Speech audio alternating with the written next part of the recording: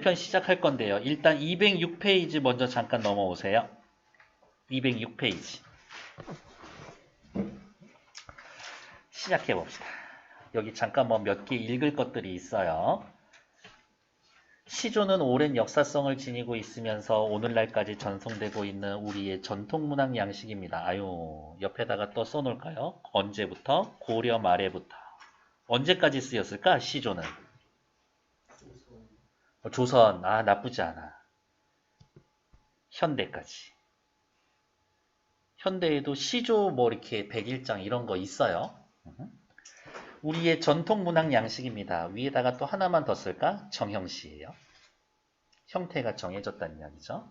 그 속에는 선인들의 삶의 가치와 생활 감정, 사상 정서가 오롯이 담겨져 있습니다. 앞에 네 편의 시조는 조선시대의 시조가 다양한 주제의식을 드러내면서 여러 작자층에 의해 창작되었음을 말해줍니다. 일단 보고 갈 거예요. 첫 번째 시조는 조선의 대표적인 충신으로 꼽히는 성산문의 절의가, 성산문 누구예요? 양반이지, 양반.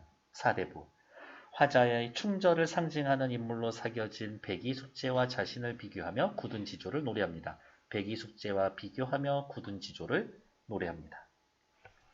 다음 두 번째 시조는 뭔지는 모르겠지만 참신한 표현 기법으로 사랑을 노래한 황진이의 작품입니다. 이제 체크하면서 가야 되겠네요. 성산문입니다. 위에다가 사대부. 황진이 위에다가 기녀. 이렇게 쓸게요. 다음 님을 떠나보내고 난 후에 회한, 후회를 진솔하게 나타내고 도치 영탄법 사용하고 있습니다. 세 번째 시는 백구, 무슨 뜻이에요? 갈매기. 자연과 동화하고 싶은 심정을 생동감 있게 드러냈습니다. 조선 후기에 중인 가객 김택천이 지었습니다. 어머, 시조는 사대부, 기녀, 중인.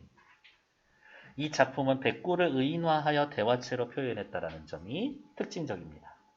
마지막 시조는 작자미상의 사설시조. 그러면 또 위에다 써야 되겠네요. 뭐라고? 일반 평민이 쓴 겁니다. 답답한 심정에서 벗어나고 싶은 마음을 가슴에 창을 내고 싶다라고 비유했습니다. 민중의 고뇌가 사설시조의 독특한 형식. 어머, 사설시조의 독특한 형식. 구체적인 생활 양식과 어울려서 해학적으로 표현이 됩니다.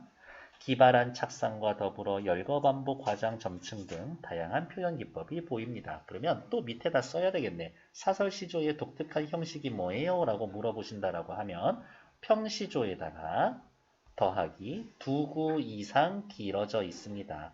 이렇게 확인해 놓으면 될 겁니다. 다음 밑에 잠깐 볼게요. 작자층은 어떻게 변했습니까? 고려 후기 정제된 모습을 보인 시조는 고려 후기에 현재 우리가 보고 있는 시조의 형태가 만들어졌구나. 조선시대에 들어서서 시가문학의 주류로 자리 잡습니다. 전기에는 사대부 계층이 향유했고요. 자신의 내면을 표현했습니다. 왜? 너무 간결해, 깔끔해. 야, 양반들은 말 길게 하는 거 아니야. 짧은 형식을 선호하는 거죠. 그래서 우아하고 관념적인 작품들을 많이 썼습니다. 그 이후에 기녀들도 시조 창작자로 참여를 했고 여성 특유의 기녀들은 사랑의 감정을 노래합니다. 그냥 대놓고 말씀을 드리면 이름 3개만 기억할게요. 황진이, 홍랑, 계랑. 요 언니들 이름 보시면 다 기녀들이고 주제 신경 쓸 거 없어. 전부 다 이별에 정한 그리움이에요. 그렇게 생각하시면 됩니다. 계랑. 조선 후기에는 평민의식이 등장하면서 시조의 창작층이 중인과 평민계층으로 확대가 되었습니다. 이게 앞에 나온 정석과 고려가하고 정석과 고려가요하고 완전 반대되는 거야. 고려가요는 하층의 문학이 상층으로 올라간 거고 시조는 상층의 문학이 하층으로 내려온 거니까. 이 시기에 평민의식의 성장과 함께 정형성을 탈피한 사설시조, 아까 말씀을 드렸잖아요. 평시조에서보다 한 2구 이상 길어져 있는 거. 주제도 민중의 진솔한 삶에서 지배계층의 횡포에 대한 풍자 등으로 다양해졌습니다. 그래서 이렇게 이야기할까요? 시조의 작자층은 어떻게 변화했을까? 정말 후려쳐서 이야기를 말씀을 드리면 시조의 작자층이 확대가 되었고 확대가 되면서 주제와 표현 방식이 다양화되었습니다. 이렇게 이야기를 하면 될 것 같아요. 세부적으로는 어떻게 확인하시면 되겠고 작자층이 확대되면서 주제 표현 방식이 다양해졌다라는 거죠. 오른쪽으로 올라갈게요. 조선시대의 시조문학의 전개라고 되어 있고 전기에는 회고가 옛날 생각하는 거. 이거 회고가는 대부분 누구 생각하냐면 고려 생각하는 거예요. 송축가. 멋져요. 조선 멋져요겠지. 충절가. 임금에게 충성할 거예요. 얘는 고려, 조선 둘 다 해당되는 이야기인 거고요. 사대부들. 자연 친화합니다. 관념적이에요. 사대부들이지. 기녀들은 섬세한 감정을 표현하고요. 옆에다가 사랑과 시의 주제 전부 다 뭐라고 생각하시면 된다고? 이별의 정한에 대해서 이야기합니다. 상대하는 사람들은 양반들인데 신분 차이 때문에 사랑이 이루어질 수가 없거든. 그래서 보고 싶어 이런 얘기 많이 한답니다. 후기에 들어서는 전문 가객의 활동이 활발해졌고요. 시조의 창이 보편화되었습니다. 그래서 이 시절부터 시조의 버전이 여러 개가 돼. 손으로 베끼거든. 내가 별로 재주는 없는데 노래는 참 잘해. 시조 노래로 불렀었거든요. 그래서 가사집을 들고 다녀요. 가집을. 근데 손으로 베끼다 보니까 작자도 바뀌고 있는 작자도 없어지고 이름도 바뀌고 구절도 조금씩 바뀌고 사설시조의 경우에는 훨씬 더하지. 애초에 처음부터 입에서 전달되던 애들이었습니다. 후기가 되면서 기녀에서부터 중인 평민으로 제재와 주제, 그 다음에 향유 계층이 달라지고요. 내용도 평민들의 생활상 소박하고 진솔한 감정, 현실반영, 풍자적, 해학적. 결국에 이러한 현실반영, 풍자적으로 될 수 있었던 이유는 뭐냐면 이 정도로 정리를 하죠. 뭐라고? 서민의식의 성장. 지들이 뭐라고? 우리가 뭐 부족해요? 이런 얘기를 하는 거겠죠. 기녀문학의 문학사적 의미, 기녀문학은 세련된 표현 기교, 그리고 이게 중요하지. 순수 국어. 기녀들이 쓴 시조에는 한자어가 그렇게 많지가 않아. 상류계층의 전유물이었던 시조를 기녀도 읊었다라는 점에서 잡자층이 확대될 수 있는 계기를 마련해 주었습니다.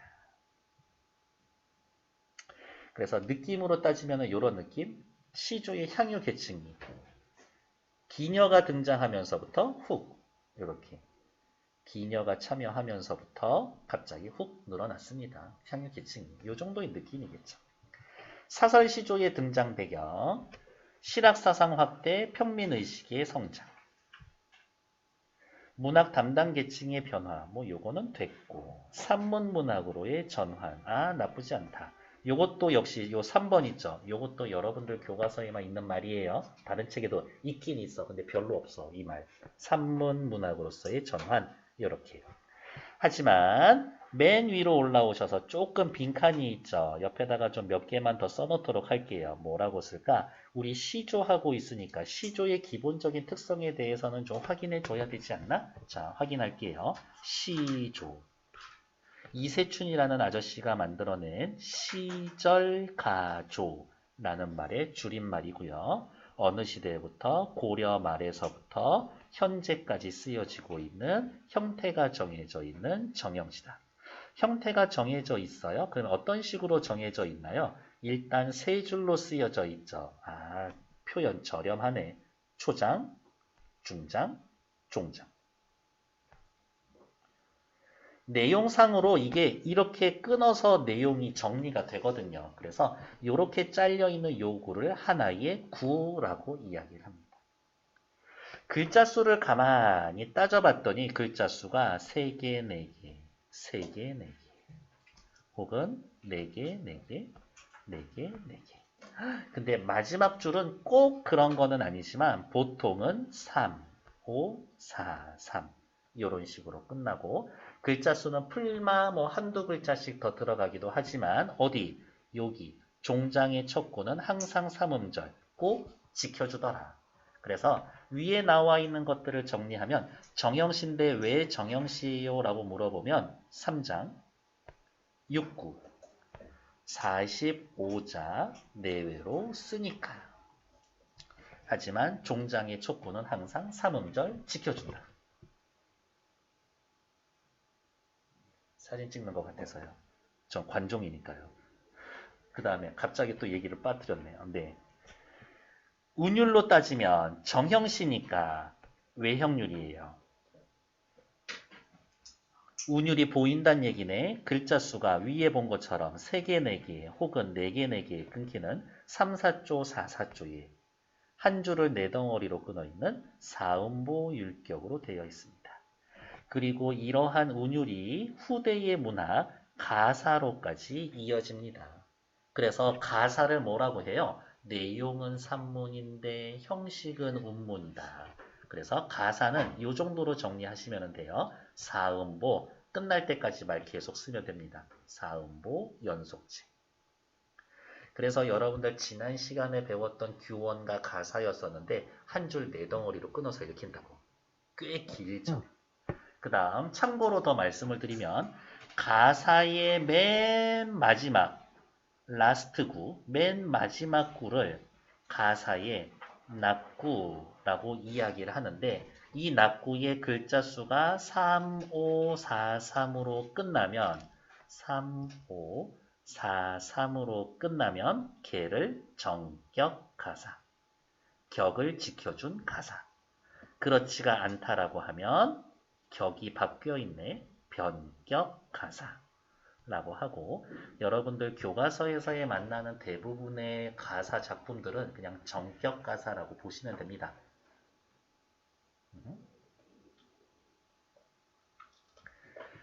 송미인곡 맨 마지막 어떻게 끝나는지 혹시 알고 있어요? 각시님, 다리야 카니와 구준비나 되쇼소 3643. 근데 여기 한 글자 차이라서 걔도 정격 가사라고 그냥 봐줍니다. 관동별곡 맨 마지막은 어떻게 끝나요? 명월이 천산 만나게 안이 비친 되었다. 걔는 확실히 정격 가사지. 그런 식으로 끝납니다. 그래서 시조는 이렇게 생겨 있어요 라고 이야기를 하고 다음 하나만 더 할게요. 요따우로 쓰여져 있으면 얘를 시조 중에서도 평시조 라고 이야기를 하고 평시조가 여러 개 모여 있으면 걔네들을 연시조.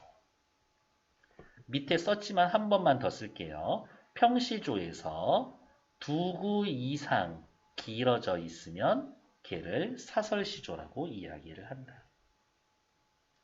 시조의 형식상 특성에 대해서는 전부 다 얘기한 거야. 여러분 보고 있는 206페이지는 향유 계층과 내용상으로 이야기했다면 지금 쓴 거는 형식 얘기 다 한 거야. 여기에서의 형식 뭐 더 덧붙일 말이 없어요. 얘네들은. 됐을까? 앞으로 넘어올게요. 201페이지. 시조 4편. 자신의 이름이나 학교명을 활용하여 삼행시를 지어봅시다. 됐어. 죄송해요. 아까 200페이지였었대요. 200, 이렇게 말을 더듬냐 너 오늘? 209페이지 어디냐? 209? 210이었었나?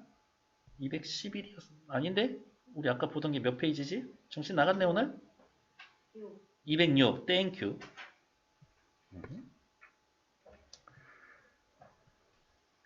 여기 있죠. 아, 이 이야기를 꼭 해줬어야 되는데. 그러면 시조가 처음부터 애초에 이러한 형태를 지니고 있었냐? 아니에요. 옆에다가 이렇게 써놓을게요. 향가. 그 중에서도 10줄로 쓰여져 있는 19채 향가의 형식적 특성이 시조로 계승되었습니다. 라고 이야기를 해요. 19체 향가랑 시조랑 도대체 공통점이 뭐 있는데요? 1번 내용상 3단 구성, 2번 마지막 장이 감탄사로 시작을 합니다. 그렇기 때문에 이렇게 향가의 형식적 특징이 시조로 이어지는구나, 이렇게까지도 이야기를 한다. 그러면 향가만 시조에 영향을 주나요? 라고 하면 여러분들이 유일하게 전해지는 거 그거밖에 없지만 백제가요 정읍사 있어요. 정읍사도 후렴구 제외하면 3단 구성이야. 그래서 그 백제가요를 시조의 원형으로 볼 수도 있지 않나? 라는 의견도 있다. 그 정도 확인해 놓으시면 될 것 같아요. 네, 이제 진짜 얘기 다 했어. 앞으로 넘어오셔서 201페이지 보도록 할게요. 네, 지금 녹화 중이에요. 네, 넌 안 보여줄 거예요. 너 일찍 갈 거잖아요. 안 보내. 보여주고 안 보내줘도 되지. 10분만 쉬었다 할게요. 사육신 중에 한 분이죠. 밑에다가 쓸까요? 내 인생 전부 단종을 위하여. 단종 보기 운동 하다가 세조한테 걸려가지고 죽죠. 죽을 때도 너무 히스토리가 많지. 직접 추궁을 당합니다. 추궁을 당해요. 이렇게 해가지고 의자에 앉아서 머리 산발을 하고 묶여있는 상태에서 주리를 틀리게 되어 있는 상태에서 이제 이렇게 와서 앉아있는데 세조가 앞에 와서 서 있지.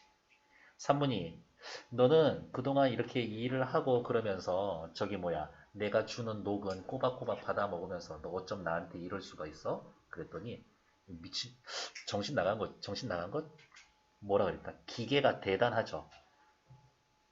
폐하 전하가 아니라 대감이라고 부릅니다. 나는 대감을 임금으로 모셔본 적이 없어.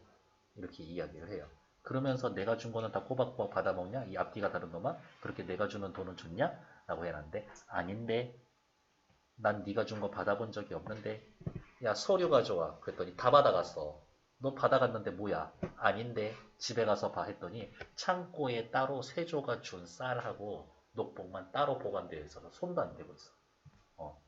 그래서 세조가 생각하지. 이게 똘똘한 놈이라서 데리고 가고 싶었는데 안 되겠네? 라고 하면서 이제 죽이기로 결정을 하죠. 그 정도 기계는 있어야지. 네가 주는 건 1도 받아먹지 않을 거야. 라니까 이런 시조가 나올 수가 있었던 거죠. 시작해 봅시다. 수양산, 일단 1차적으로 해석해 볼게요. 수양산을 바라보며 이제, 백이 숙제라고 하는 하은주, 은나라 충신이에요. 옆에 단어가 있었었나? 오케이. 옆에 잠깐만 볼게요. 주왕의 신하가 되지 않겠다면서 수양산으로 들어갔으며 주나라 땅에서 자란 고사리조차 먹지 않았어야 했다며 이제를 하나고 있다.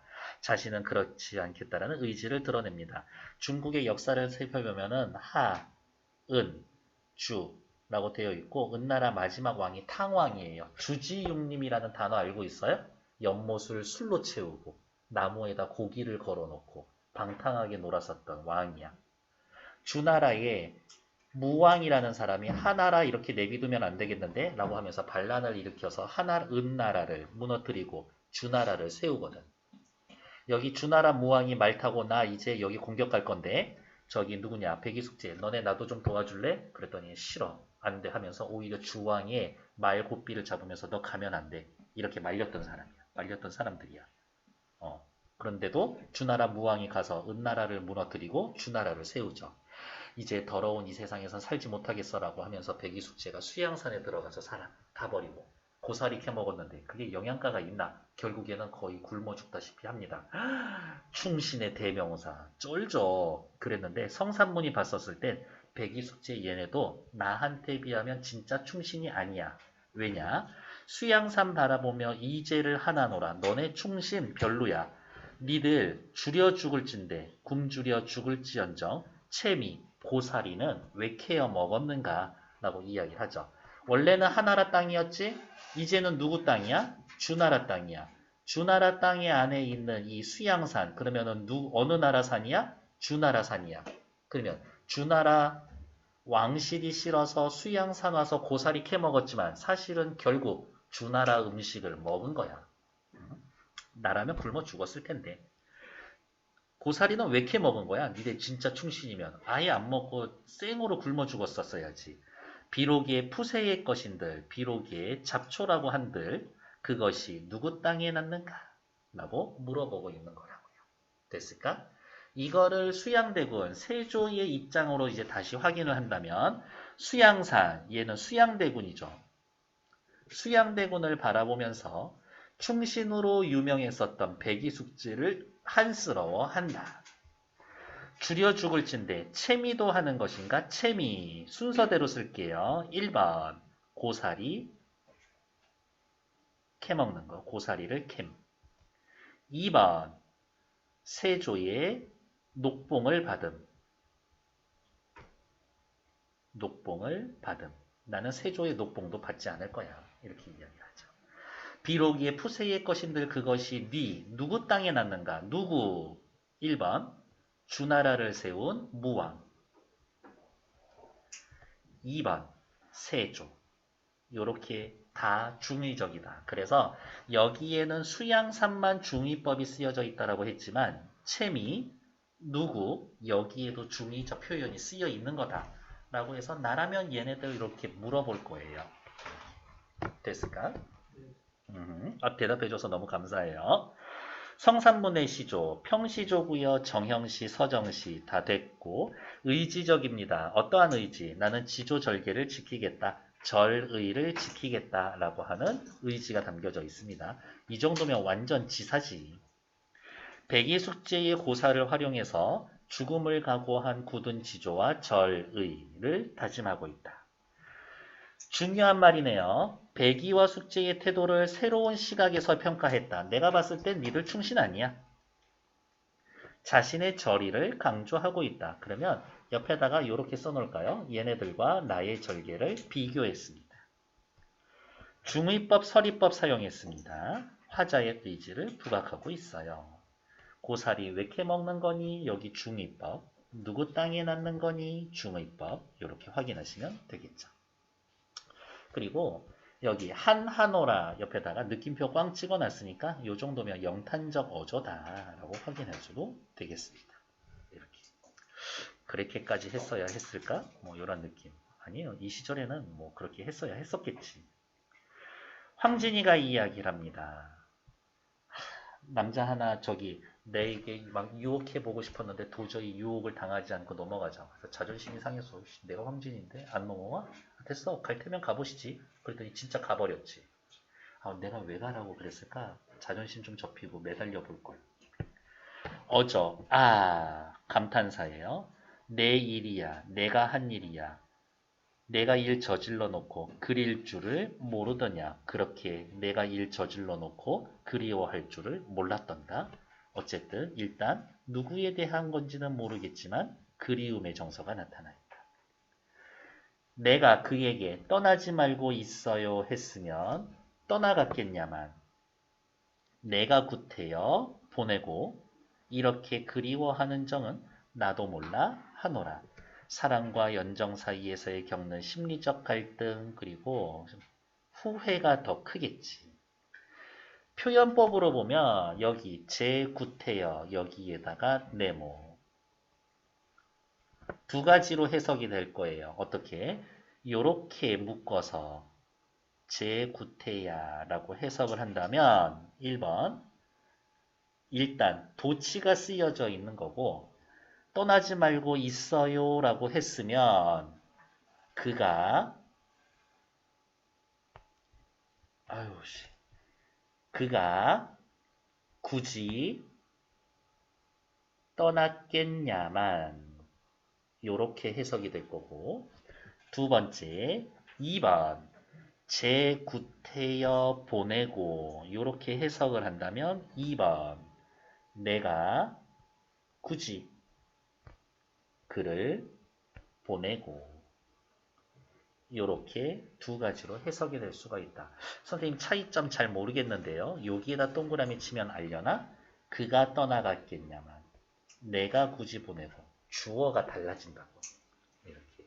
그래서 얘를 이 단어를 어디에다 걸쳐서 써야 하나요? 라고 해서 이 시어를 행간걸침이라고 보기도 한다.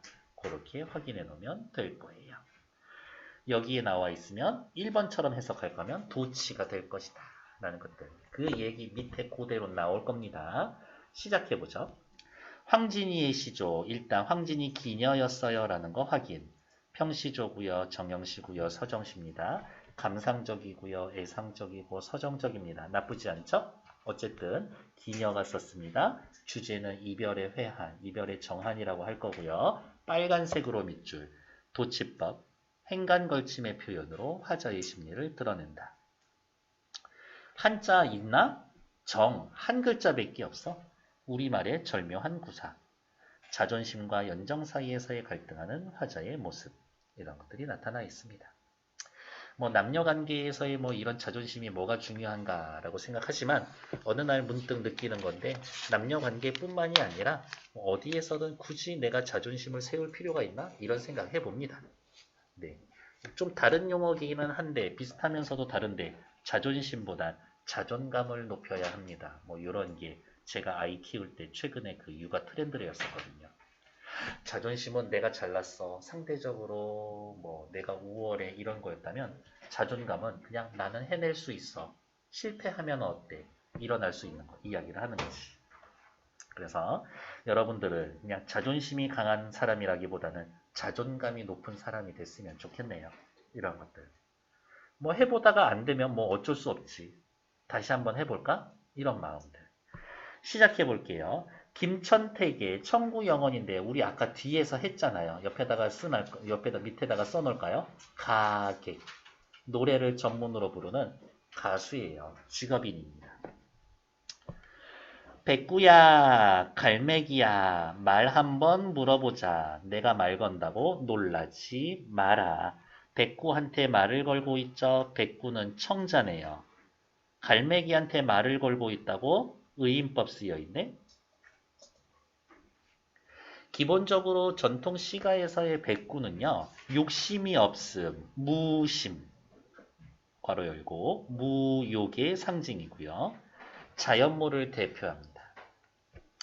백구야 말 한번 물어보자. 놀라지 마라. 워워 침착해 침착해. 형이 너 잡아먹을 거 아니니까 얘기 좀 들어줄래?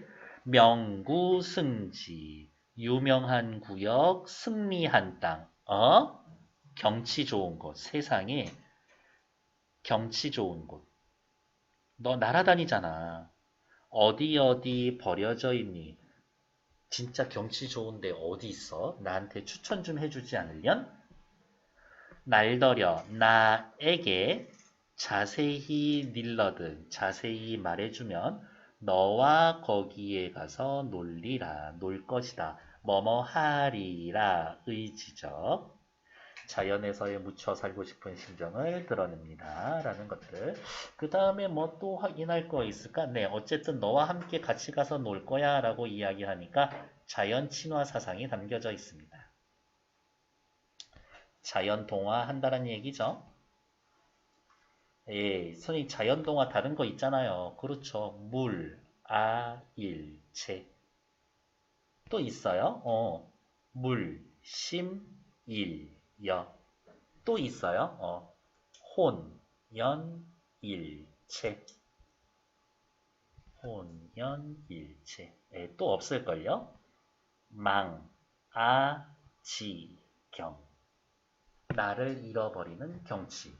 내가 자연의 일부가 되어서 내가 어디 있는지도 까먹는 것들. 아무튼 전부 다 자연동화, 물화일체를 뜻하는 단어들이다. 일여. 사물과 자연과 나의 마음이 일여 하나 같아요. 라는 이야기다. 됐을까? 어쨌든 놀러 다니고 싶어요. 이 이야기인 거지.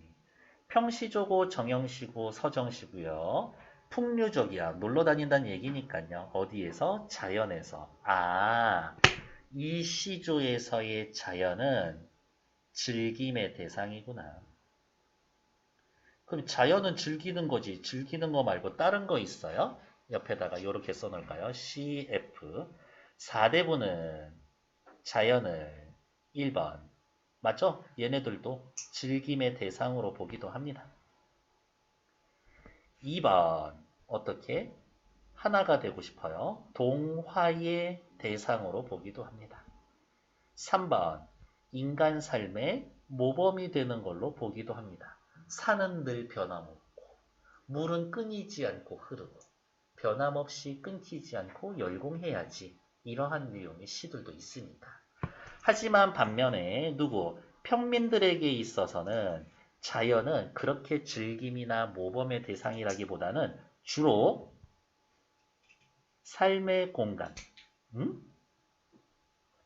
노동의 공간으로 보는 것들이 지배적으로 많다라는 것들. 그러니까 똑같은 자연이지만 내 신분이 무엇이냐에 따라서 자연을 보는 관점이 다르다. 그런 거 확인해 놓으시면 됩니다. 동물을 의인화하고 있고요. 의인법 쓰여 있습니다. 대화체 쓰여져 있습니다. 동화되고 싶은 화자의 정서를 드러내고 있어요. 오케이, 됐고 하나만 더 하고 문제 풀러갈 거예요. 작자미상의 사설시조예요. 일단 중요 포인트는 사설시조구나 라는 거 체크. 자, 시작해 봅시다.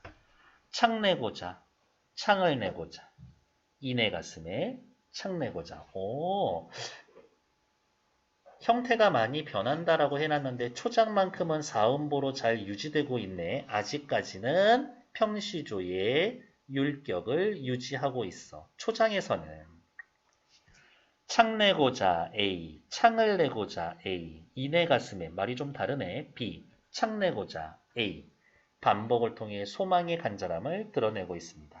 나쁘지 않죠. 그리고 여기 밑줄 하나 더 걸게요. 창내고자. 중장에서도 창내고자 또 이야기했었네. 그러면 요렇게에다가 다시 화살표. 이거 올해 수능 특강 나온 문제인데요. 초장에 나왔었던 한 구절을 중장에서도 반복하여 시적 화자의 정서를 강조하고 있다. 이 말이 있었었어. 근데 너무 당연한 말이잖아요. 계속 봅시다. 고모장지, 세잘장지, 들장지, 열장지, 끊어. 여기까지는 다양한 문의 종류를 열거해 놓은 거예요. 문의 종류를 열거해 놓은 거야. 암돌적이, 수돌적이, 배목걸새, 끊어. 여기까지는 문에 들어가는 부속품을 열거해 놓은 거예요. 크나큰 장도리로, 얘는 문을 만들 때 쓰는 도구죠. 뚝딱 박아서 의성어 사용하고 있네. 생동감 느껴지는 걸. 이내 가슴에 창내고자. 너무 답답해서 내 가슴에 이렇게 창문을 하나 만들고 싶다고. 왜요? 이따금 너무 답답할 때면 열고 닫고 해 볼까 하노라. 시적 화자는 현재 어떤 처지야? 답답해요. 답답할 때면이라고 해서 가정적 표현을 쓰고는 있으나 실제 시적 화자의 현재 처지는 답답하다라는 이야기인 거지. 답답하면은 열고 싶기 때문에 창을 만들고 싶어요. 답답하다, 현재의 처지 혹은 원인, 초장, 중장은 시적 화자의 소망. 이렇게 되어 있습니다. 됐을까요? 구조가 이렇다고 뭐 이런 거죠. 말 너무 귀여운 것 같아.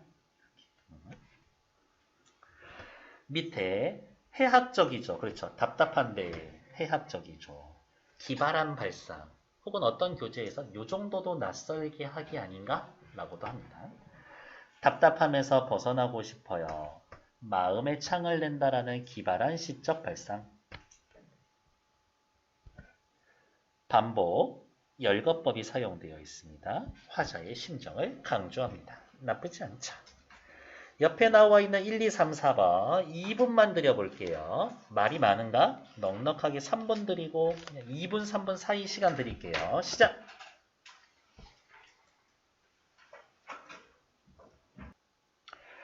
보기를 참고하여 가를 이해한 내용으로 적절하지 않은 것은 성산문은 사육신 가운데 한 사람이다.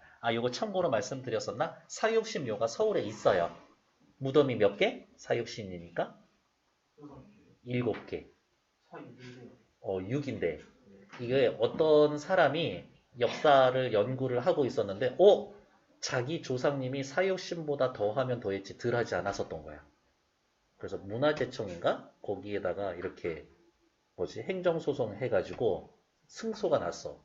그래서 그 할아버지 있어. 그래서 무덤 7개예요. 그렇다고 합니다. 사육신 가운데 한 사람입니다. 그는 수양대군이 단종을 몰아내고 왕위에 오르자 이에 반발하여 단종보기를 계획하다 발각돼서 처형되고 단종도 강원도 영월에서 사약을 받죠. 1번 수양사는 산 이름이면서 수양대군을 의미합니다. 오케이. 옆에다가 쓸까요? 중의법. 백이숙제는 화자가 동일시하는 대상 아니요. 에이, 니들 내 생각엔 별로야. 동일시하지 않죠. 2번 동경하지도 않고요. 3번 종장에서는 새로운 임금, 세조를 인정하지 않겠다라는 화자의 단호함. 목숨 걸고 얘기하는 거야. 채미, 고사리를 캐먹었다. 1. 수양대군이 주는 녹봉을 받아든다. 2. 그랬잖아요. 제가 아까 앞에서도 중의법 여기도 쓰여있다라고. 4번 맞는 얘기. 5번 중장에서는 자신의 뜻을 이루기 위해 나 굶어 죽으면 죽었지. 죽음도 두려워하지 않는 비장한 마음. 괜찮네. 5번 오케이. 2번 나에 나타난 황진이의 시조의 정서와 가장 유사한 것은 그럼 일단 써야지. 뭐라고? 님에 대한 그리움. 사랑하는 마음. 연정. 일단 답은 3번 될 거고요. 시작해 봅시다. 박인로라는 아저씨가 임진왜란에 참전하고 끝나고 돌아왔는데 동생들이 돌아오지를 않아. 동기로 세 몸이 되어 한 몸같이 지냈다가 삼형제였거든요. 두 아우는 어디에 가서 돌아올 줄 모르는가. 날마다 석양문외에 한숨 겨우 하느라 동생 살아있나? 집에 언제 올 건가? 아우님들. 어쨌든 동생이 죽었다고 치면 가족이 형제가 죽었을 때의 슬픔. 비육지탄. 그냥 나오는 김에 사자성어 외우고 가자고. 비육지탄. 형제가 죽었음에 대한 탄식. 다음 누가 날 늙었다고 하는가? 늙은이도 이러한가? 야, 내가 누가 늙었대? 내가 어딜 봐서 늙으냐? 꽃을 보면 반갑고 술 마시면 웃음이 난다. 봄바람에 흩날리는 백발 흰머리는 낸들 어찌하리요. 나는 현재 육체적으로는 어떻게 해요? 분명히 노인이 확실해. 늙었어. 하지만 내 마음은 청춘. 그냥 요 정도의 느낌이 있는 거겠네요. 3번 서경덕이 황진이하고 저기 썸 타던 오빠 어떻게 해보려고 했었는데 아 됐어. 나는 유학자야. 여자애 한눈 팔지 않을 거야 하면서 집에서 공부하는데 자꾸 생각이 나지. 아 근처에 있으니까 잡념이나 산에 깊숙이 들어가 있어야 되겠어. 그리고서 산 깊숙이 책 펴보면서 공부하는데 책이 눈에 들어오나? 안 들어오지. 내 마음이 어린 후니 어리석으니 내가 하는 일이 다 어리다. 어리석다. 아, 나 멍청이. 만중운산 깊은 산속에 어느 님이 날 찾아오겠냐만 지는 잎 부는 바람 소리에 어머 누가 왔나? 행여 그인가 하노라. 그리움의 대상. 어머 내가 싫다고 했는데 여기까지 나 찾아온 거야? 그리워한다고. 시적 화자 그리움의 정사. 지는 잎 부는 바람은 사랑하는 사람이 왔을 거라고 어떻게 화자를 착각하게 만드는 소재. 화자를 착각하게 만드는 소재. 사설시조에 혹시 그거 알고 있어요? 님이 온다 하기에 저녁밥 일찍 지어 먹고 신발 벗어 손에 쥐고 버선 벗어서 곰비 님비 님비 곰비 천방지방 지방천방 해서 가봤더니 님인가 해서 너무 반가워해서 가봤더니 작년에 껍데기 벗겨놓은 주출이 3대였었어. 알겠습니다. 밑에다가 그냥 요 단어만 기억해 놓으세요. 주출이 3대. 요거 나오는 사설시죠. 주출이 3대. 껍데기 벗긴 어떤 나뭇가지들. 신흠. 산촌에 눈이 오니 돌길이 묻혔구나. 도로가 끊겼어. 대문 열지 마라. 날 찾으리. 네 있으리. 나 찾아올 사람 하나도 없다. 한밤중에 일편명월 한 조각 밝은 달 그것이 벗인가 하노라. 속세와 단절하고 달하고 친구 먹을 거야. 자연하고만 친하게 지낼 거예요. 자연 친하게. 유배 갔다 와서 유배 끝나고 나서 쓴 시예요. 안민영 제목은 매화사고요. 곱구나 저 꽃이요. 밤만 지고 있는 저 꽃이요. 더도 말고 늘 그만 허여 있어. 그대로 있었으면 좋겠다. 매화나무가 이렇게 피어 있는데 꽃이 폈었나 봐요. 그리고 한 반쯤은 떨어져 있는 상황인 것 같아. 근데 꽃이 막 만개해 있는 것보다 한 반쯤 피어 있는 게 안민영 씨한테는 너무 예뻐 보였었나 보지. 춘풍이 봄바람에 향기를 쫓는 나비를 웃고 맞이해야 되겠다. 매화 너무 멋진데? 매화 예찬. 멋지다 너. 오늘 왜 이렇게 예뻐? 이런 느낌? 옆에 3번 보러 갈게요. 보기를 참고하여 라의 속성 사설시조요. 조선 후기에 등장한 사설시조는 이전의 평시조와는 다릅니다. 사설시조는 3장 6구 플러스 2구 이상 늘어났다. 내용적으로도 관념적인 거에서 벗어나서 현실적인 문제, 다양한 삶의 애환, 거리낌 없는 자기 폭로. 나 멍청해. 나 왜 이렇게 등신짓 했을까? 사회 비판 등을 표현합니다. 고유어 한자어 구애받지 않는 다채로운 표현, 해학적 묘사, 말장난, 재담 등 상황을 구체적이고 생생하게 형상화합니다. 그래서 다시는요, 느낌은 이런 느낌이지. 초장, 중장, 종장. 따지면은 이런 느낌이에요. 중장의 길이를 느렸다. 새로운 형식. 오케이. 고달픈 세상살이. 오케이. 괜찮아. 비애와 고통. 괜찮아. 비판적으로가 아니라 창문을 만들고 싶어요. 해학적으로 형상화하고 있다. 틀린 얘기죠. 3번. 가슴 속에 담긴 답답함을 풀어내고 싶다. 화자의 소망을 솔직하게 드러낸다. 그렇죠? 창내고 싶다라는 말 반복. 과장. 해학적 정서. 좋아. 구체적인 생활 언어. 친근한 일상적 사물. 열거. 심정을 생생하게 형상화합니다. 괜찮아. 답은 2번. 다음 페이지 볼게요. 아! 제가 카톡방에 그 초대하지 않은 건 실수예요. 용서해 주세요. 용서해 준다고 한마디만 해주면 안 돼? 감사해요. 마음이 계속 불편했었거든. 3번 안 한다고요? 3번 왜 안 했어요? 그러네요.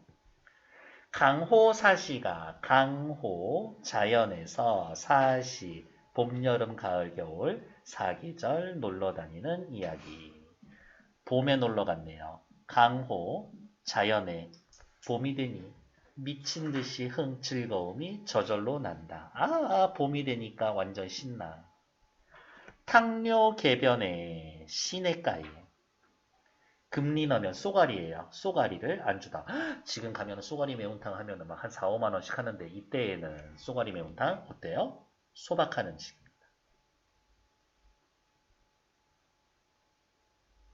미국에서 이 쏘가리가 생태 교란 어종으로 지정됐던데? 더 힘냈으면 좋겠네. 이 몸이 이렇게 한가한 것도 역구는 이셨다. 역시 임금님 은혜입니다. 이렇게 놀 수 있어서 뭐라고? 임금님 감사. 놀기에 허락해줬다도 괜찮고 내가 이렇게 맘 놓고 놀아도 나라에 문제가 없을 만큼 태평성대를 만들어주셔서 감사. 요 정도의 얘기도 있죠. 그래서 문제는 뭐였디야? 다와 보기에 나타난 화자의 삶의 태도를 공통점과 차이점으로 나타내세요. 다 시조 뭔데요? 김택천 씨. 자연에서의 놀고 있죠. 그러면 자 써야 되겠네. 공통점 뭐예요?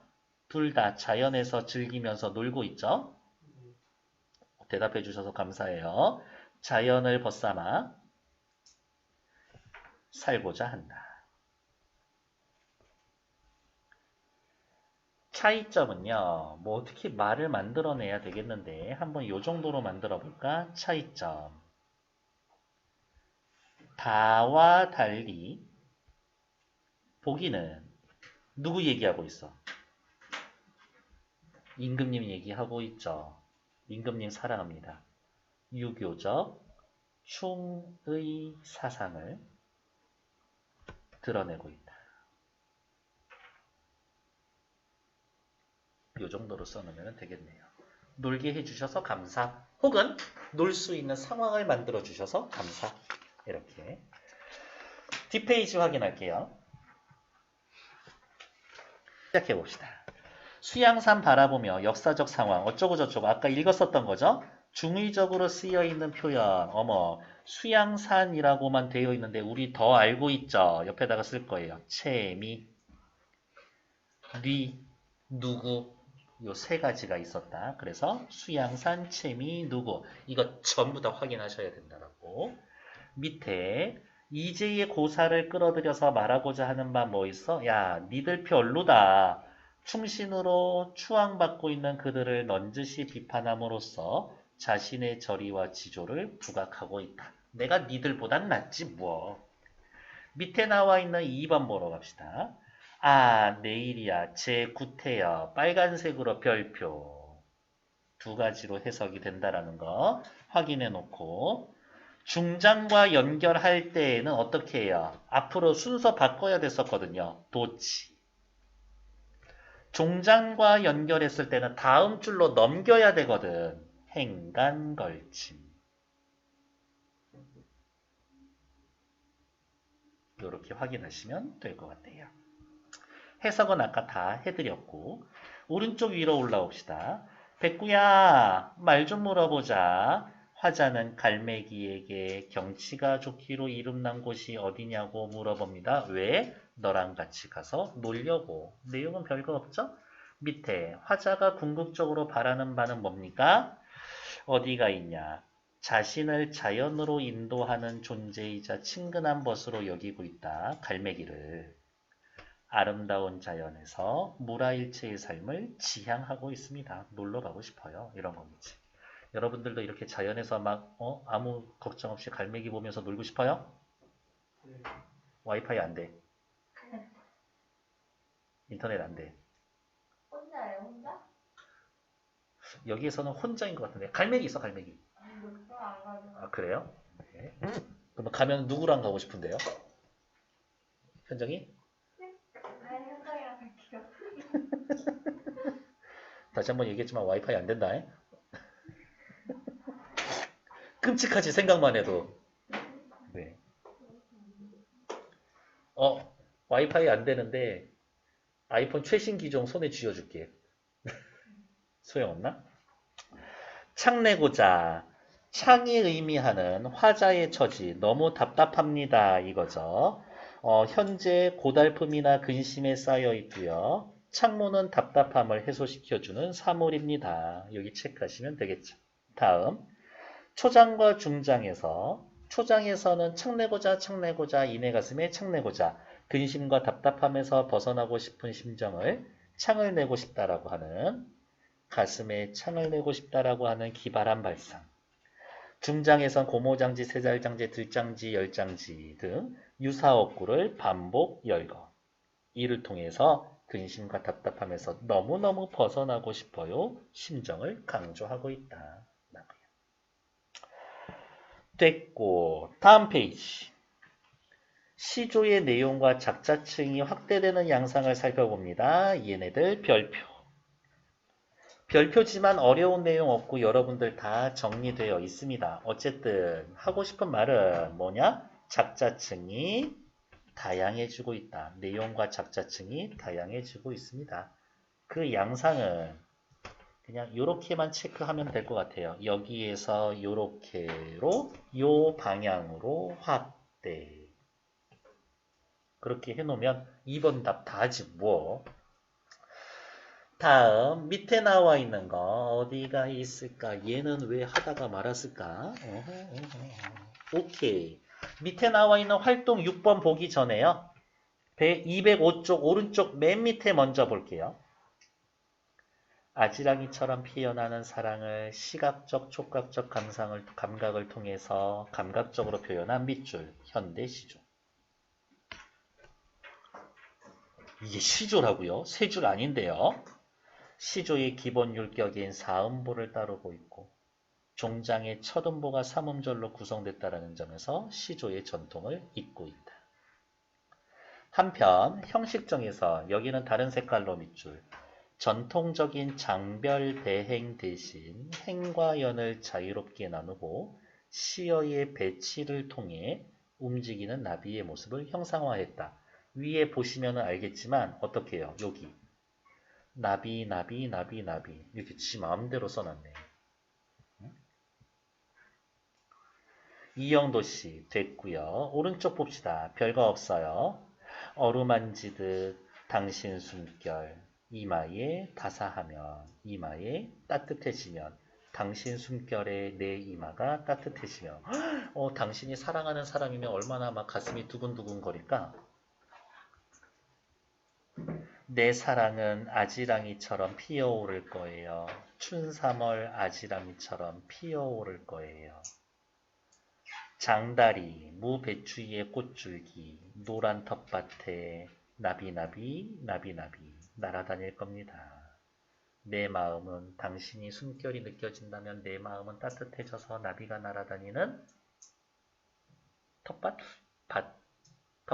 노란 텃밭 같을 거예요.